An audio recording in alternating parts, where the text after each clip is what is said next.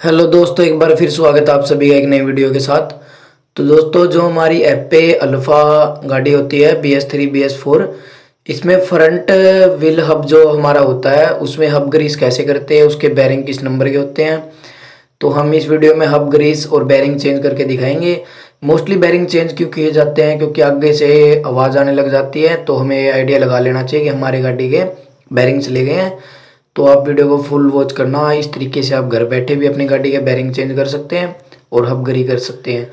तो दोस्तों, इसमें जो हमारा रोलर बैरिंग होता है उसका नंबर 2520 होता है, और जो हमारा गोली वाले बैरिंग होता है उसका 6302 होता है। ये दोनों बैरिंग आपने जेन्युइन कंपनी के यूज़ करने हैं और जेल वाला ग्लीस यूज़ करना है।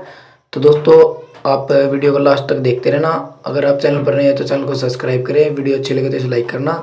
कुछ चीज़ समझ में नहीं आए तो आप हमें कमेंट करना।